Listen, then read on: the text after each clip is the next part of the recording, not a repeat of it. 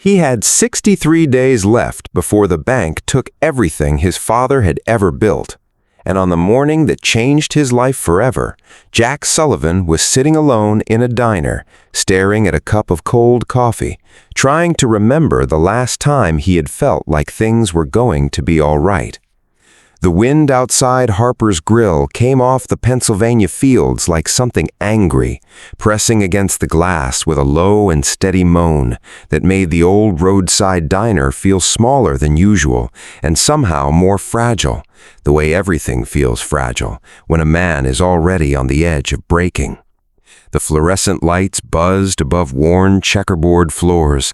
The smell of bacon grease and old coffee hung in the air the way it had hung there for 40 years, warm and honest and unchanged. And Jack sat at the counter in his flannel jacket and grease-darkened boots and stared at nothing, because looking at something required a kind of hope he no longer had easy access to. He was 38 years old. He was a former Navy SEAL who had survived things that don't have clean names.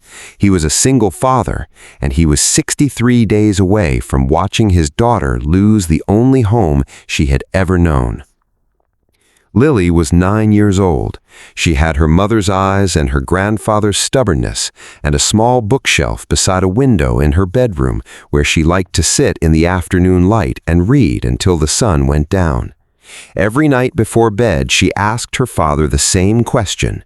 Every night, Jack Sullivan looked at his daughter and told her the same lie. Yes, baby, everything is going to be all right. Then she would fall asleep, and he would sit in the dark of his father's garage, surrounded by the smell of motor oil and old tools and a lifetime of quiet dignity his father had built with his bare hands. And he would run the numbers again, the debt, the notices, the 63 days. The numbers never changed. He sat in that garage some nights until 2 or 3 in the morning, not because he had solutions, but because going to sleep meant waking up one day closer to the end of everything, and he was not ready to face that yet.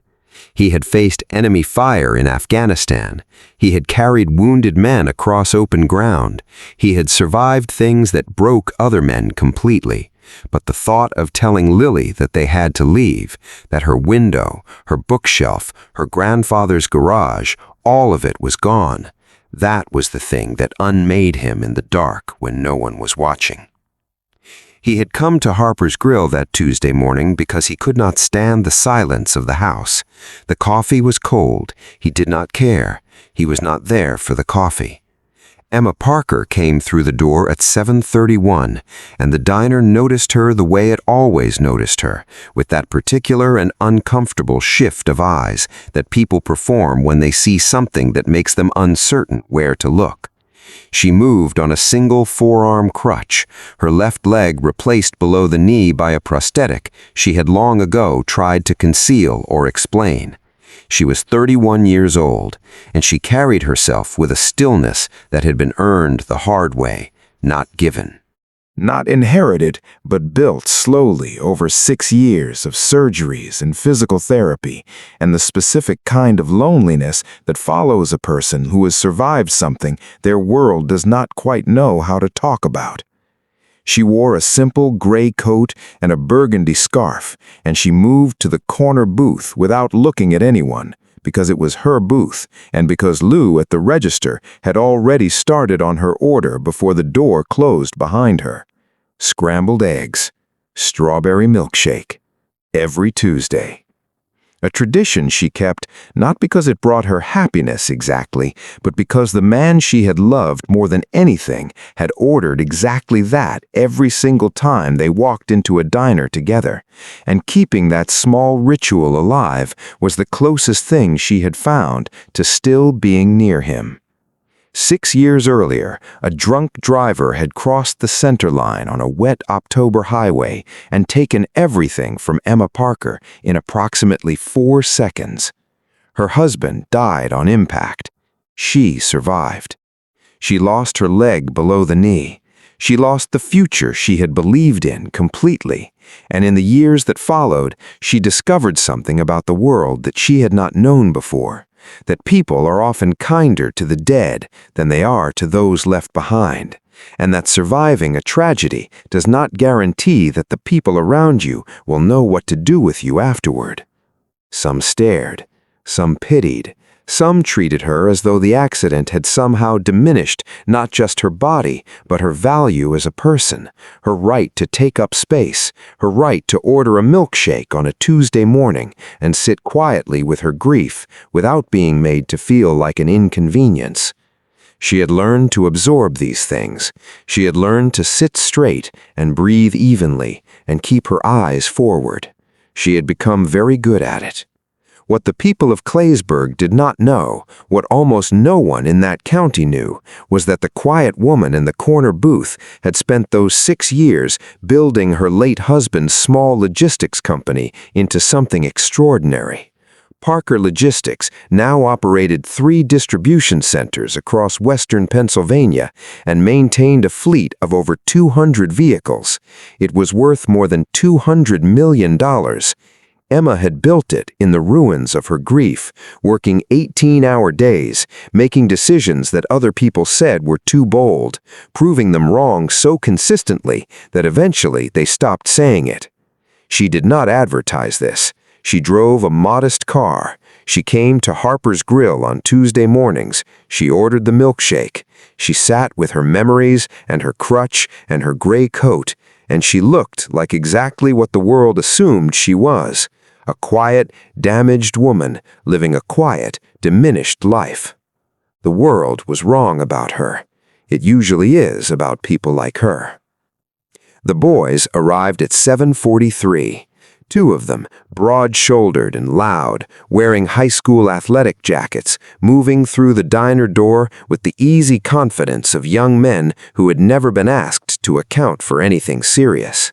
They were 17, maybe 18. The kind of teenagers who had grown up being told they were exceptional and had mistaken that for permission. They were loud in the deliberate way, not because they were excited, but because they wanted the room to know they were there. The other customers shifted in that subtle way people shift when they sense something coming and have already quietly decided they will not be the one to stop it. Jack heard them from the counter without turning around. Something in his jaw tightened. Emma heard them and kept her eyes on the window and pressed her hands flat on the table and began the slow, practiced work of making herself invisible, the way she had learned to do when she felt something unpleasant approaching. The boys spotted her almost immediately. There was a pause, just a breath, just a moment of decision, and then the whispers started, low at first, loud enough to hear, loud enough to be intended. They moved toward her booth with a casualness that was its own kind of cruelty, and the comments came in that particular order that cruelty always follows: curiosity first, then mockery, then something harder. The diner went quiet in the wrong way, not the quiet of people gathering themselves, the quiet of people studying their plates. A woman near the window looked out at the parking lot. A man at the far booth found something very interesting in his newspaper. Nobody moved. Nobody spoke. Emma kept her eyes forward and her breathing even and her hands flat on the table, and she did what she always did, which was to refuse to let them see her break. But her hands were pressed so hard against the table that her knuckles had gone white, and Jack could see that from the counter, and something in him went very still. One of the boys reached over and lifted her crutch from where it leaned against the booth, just picked it up casually, like it was nothing, like she was nothing. Emma's composure cracked just slightly at the edges, not enough for most people to notice, but enough for Jack, who had spent years learning to read the faces of people in impossible situations. The other boy laughed, and then in a single motion he swept the milkshake off the table. The glass hit the checkerboard floor and exploded. Pink ice cream spread across the tile in a wide arc. Broken glass caught the fluorescent light. The diner went absolutely terribly silent. That milkshake was not just a milkshake. Every person in that room who had any decency in them understood in that moment that something had just been broken that was not made of glass. Emma stared at the spreading pink on the floor and did not move and did not speak, and for one unguarded second her face showed everything, the loss and the exhaustion and the years of absorbing exactly this kind of moment. And then she pulled it back and straightened and looked at the wall and breathed. Nobody moved. For 4 full seconds, nobody in that diner did a single thing. Then Jack Sullivan stood up. He did not hurry. He did not raise his voice before he had even crossed the room. He simply stood, set his cold coffee down on the counter with a quiet and final sound, and walked across the diner with the unhurried steadiness of a man who has been in situations where panic costs lives. He stepped between Emma and the boys, and he stood there, and he looked at them. And the look was not anger exactly. It was something quieter and more complete than anger. The look of a man who understands consequences down to his bones and is entirely unafraid of the boys in front of him. The boys understood immediately that they were no longer dealing with a silent room. One of them started to say something. Jack spoke first, low and even, and what he said was simple. He told them they were going to pick up every piece of that glass. He told them they were going to return the crutch. He told them they were going to look this woman in the eye and say what needed to be said, and they were going to mean it, because she was a human being who had done nothing to deserve a single moment of what they had just put her through. He did not threaten them. He did not need to. There was something in his stillness that was more persuasive than any threat, the absolute absence of fear and the absolute presence of expectation. The boys looked at each other. Then they did exactly what he said. They cleaned the glass from the floor on their hands and knees. They returned the crutch. They apologized, and the apology was halting and ashamed and real, the kind that cost something, and Emma received it with a quiet dignity that made the whole room feel the weight of what had just happened. The boys left without another word. The door swung shut. The diner exhaled. Then Jack's hand started shaking. It happened the way it always happened, the adrenaline leaving his body all at once, the tremor moving up from his fingers into his arms, his breathing going shallow and fast, the room tilting just slightly the way rooms tilted when his body remembered Afghanistan and all the things that came with it.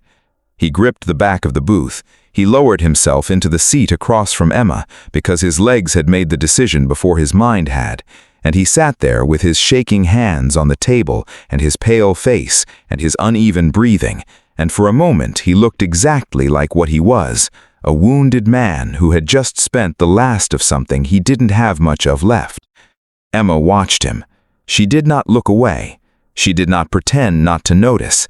She had counseled enough veterans in the quiet hours of her life to recognize exactly what she was seeing, and she recognized it not just professionally but personally, because she knew what it looked like when a person's body carried memories their mind was trying to outrun. "Are you all right?" she asked. Her voice was low and held no performance in it, no rehearsed sympathy, just a clean and honest question from someone who genuinely wanted to know the answer. Jack looked at her. He almost said yes. The word was right there, the automatic word, the word he said to everyone. Instead, he was quiet for a moment. And in that quiet, something passed between them, the recognition that the woman across from him already knew the answer and was not going to be satisfied with the lie. "Are you?" he asked. She looked at him for a long moment. Then she shook her head just slightly. And that small, rare, mutual honesty opened something between two strangers that all the cold coffee in Harper's Grill could not have achieved on its own. They talked for nearly an hour. Jack told her about the garage, about his father building it bay by bay over 30 years, about the smell of it in winter, about the promise he had made at his father's bedside that he would keep it alive. He told her about Lily, about the window and the bookshelf and the question she asked every night and the lie he told every night, and the dark hours in the garage afterward when the numbers refused to cooperate no matter how long he stared at them. His voice broke once, just briefly, when he said his daughter's name, and he looked away and pressed his mouth flat, and gathered himself, and Emma waited without filling the silence because she understood that some things need room to be said properly. Emma told him about the accident, about waking up in a hospital and understanding slowly, in pieces, what had been taken, about the years of learning to move through a world that had not been designed with her in mind, and the harder years of learning to move through a world of people who could not quite figure out what to do with her. She told him about the Tuesday tradition, about the milkshake, about the man who used to order it and was gone. She told him these things quietly and without self-pity, the way a person speaks when they have made their peace with something, even though the peace is imperfect and always will be. Then Emma was quiet for a long moment. She looked at her hands. She looked at the empty space on the table where the milkshake had been. She reached into the inside pocket of her gray coat and placed a business card on the table between them. It was plain and simple. Her name, a number, the name of the company. Jack looked at it. He read it once. He read it again. His face changed slowly, the way a face changes when understanding arrives in stages. Parker Logistics. He knew that name. Everyone in Western Pennsylvania who had anything to do with trucks or freight or distribution knew that name. "That's you?" he said quietly. Emma nodded. "I have 3 distribution centers in this region. 240 vehicles that need maintenance, good maintenance, consistent, honest, no shortcuts." She paused. "I've been looking for the right shop for 2 years, someone I could trust." She looked at him directly. "You stayed in your seat when the room went quiet. You didn't. That tells me something." She slid the card closer to him across the table. "Call me Monday. We'll talk about a contract." He called Monday. The contract was real. It was generous and long-term, and it came with a volume of work that filled both bays immediately and justified 2 more. Within 90 days, the garage his father had built was not only saved, but growing. New equipment, new employees, a reputation spreading through the county the way good reputations spread, quietly and steadily and by word of mouth. The foreclosure notices stopped, the bank was paid, the house stayed. Lily kept her room. She kept her window and her afternoon light and her bookshelf and the father who had lied to her every night to protect her from a fear she was too young to carry, and she never knew how close the edge had been or how long he had stood there in the dark alone. Jack never forgot that morning. Not the cruelty. He had seen enough cruelty. He remembered the conversation. 2 people sitting across from each other in a worn-out diner on a cold November morning, deciding to be honest when dishonesty would have been so much easier, deciding to see each other when looking away would have cost them nothing. Emma still came to Harper's Grill on Tuesday mornings. The scrambled eggs, the strawberry milkshake, the quiet tradition for a man she still loved. But sometimes now there was a second cup of coffee across the table, and the silence between them was the kind that needs nothing added to it because it is already full. What this morning teaches, what it will always teach, is that the people carrying the heaviest burdens are not always the ones who look like they need saving, and that courage does not always arrive in a uniform or announce itself with noise. Sometimes it arrives in a flannel jacket with grease on the boots and shaking hands and 63 days left on a clock nobody else can see. And sometimes the person sitting quietly in the corner booth, absorbing cruelty with her hands pressed flat on the table, is the one holding the door open to everything you need. Pay attention to the rooms you walk into. Pay attention to the people around you. The most important moment of your life may be happening right now in the silence between one person's pain and another person's decision to do something about it.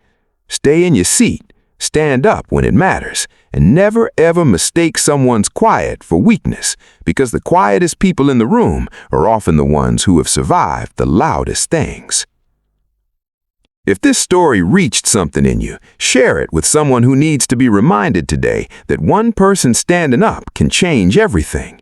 Subscribe to the 11th Hour Last Words, where we tell the stories of ordinary people who did extraordinary things simply by refusing to look away.